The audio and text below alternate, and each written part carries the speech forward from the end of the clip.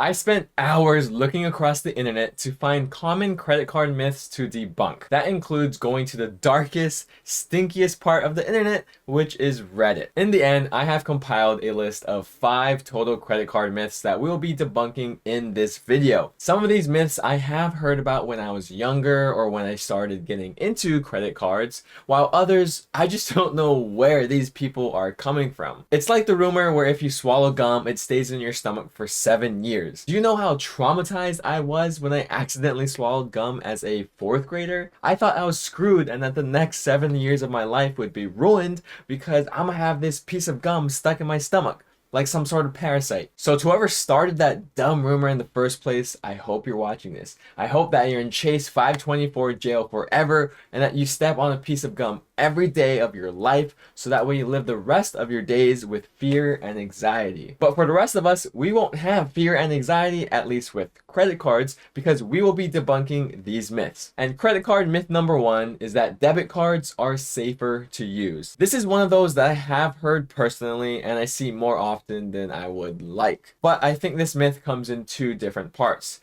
The first part is that debit cards are safer to use than credit cards because of security reasons. This is false. People like to believe that debit cards somehow have more protections than credit cards. I don't know what made people believe that in the first place. Maybe because with debit cards, you have this really long and complicated 4-digit PIN that no one can find loopholes around. Or maybe because it's more common to hear about credit card numbers being stolen than debit card numbers. I don't know the exact reason, but it doesn't matter because it's not true. Debit cards are not safer than credit cards. With a debit card, you have direct access to the money in your bank account.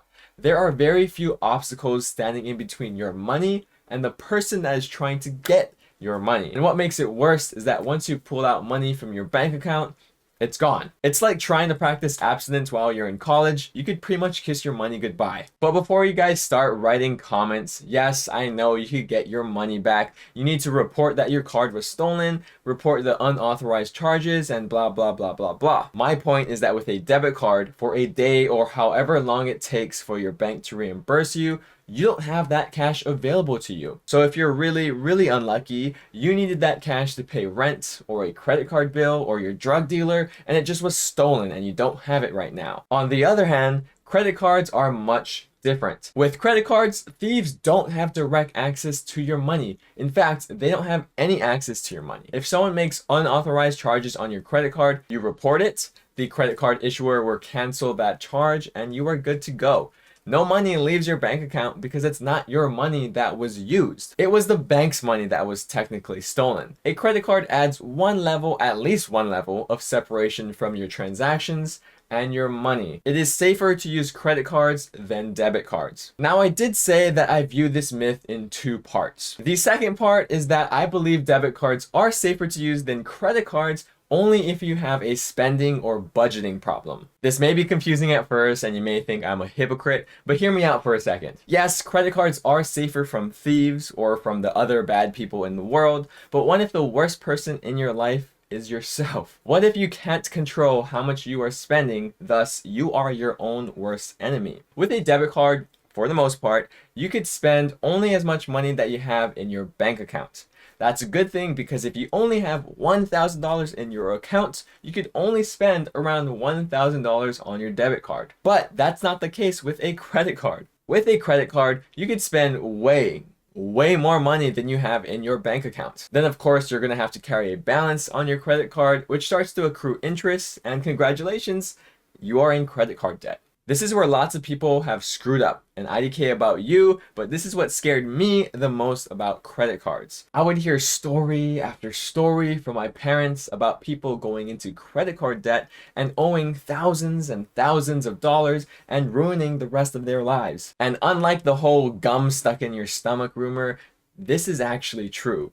Credit card debt is very real and very scary. So if you have less discipline than a snail and you can't control your spending habits, don't get a credit card. You would be much safer, debt-wise, sticking with just a debit card. That was a long explanation for myth number 1, but credit card myth number 2 is having multiple credit cards is bad for your credit. Thank God this is false, because me, along with dozens of other people that I know, would have horrible credit scores if it was true. Personally, I only have 10 credit cards. That's a lot to some people. That's baby work or light work to other people, but I think that we could all agree that having 10 credit cards counts as having multiple cards. And no, my credit score is not bad. The good news is that the opposite of that myth is true. Having multiple credit cards will actually help boost your credit score. One reason is because the higher total number of accounts on your credit report, the higher your credit score will be.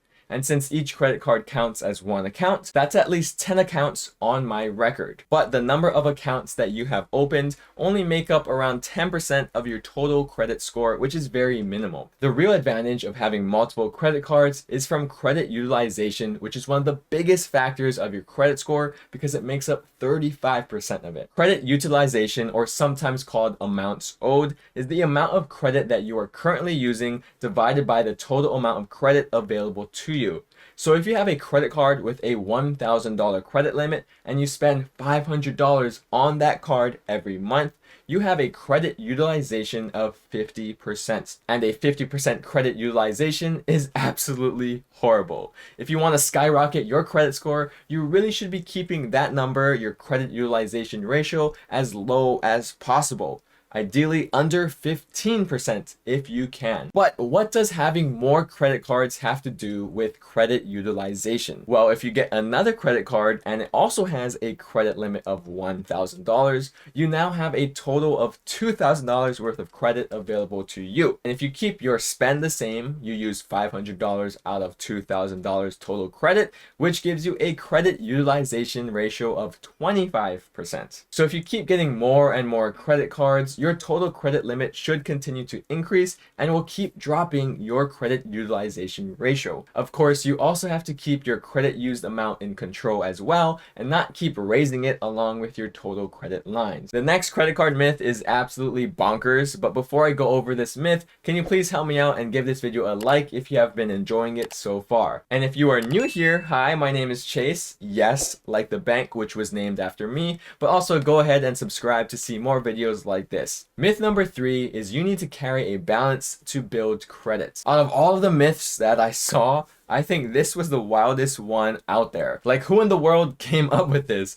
Honestly, I wouldn't be surprised if the banks themselves sponsored this message and spread this news around like wildfire. If it wasn't clear enough already, you absolutely do not need to carry a balance to build your credit. I mean, if you just Google factors of your credit score and take a look at what actually goes into your credit score calculation, you will not see carry a balance anywhere. You definitely should be actively using your credit cards as much as you need to, but even more importantly, you should be paying off your credit cards in full to practice responsible use. If you carry a balance on your credit card, not only will you have to eventually pay back that amount, but you'll also have to pay interest on top of that remaining balance. And that balance, along with the crazy high interest rates, will compound faster than you could say, holy crap, I really shouldn't have bought that. One of the golden rules of credit cards is only charge what you could pay for. Every time that you use your credit card, you should be thinking about that and making sure that you have enough money to pay off what you just bought. Like, there should be a little voice in the back of your head as if you're schizophrenic saying, can you really afford this?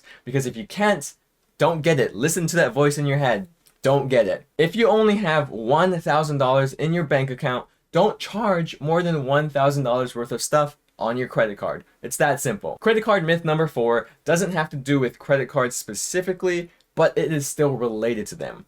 The myth is that all reward programs are the same. Yes, the whole concept or foundation of every reward program is essentially the same thing.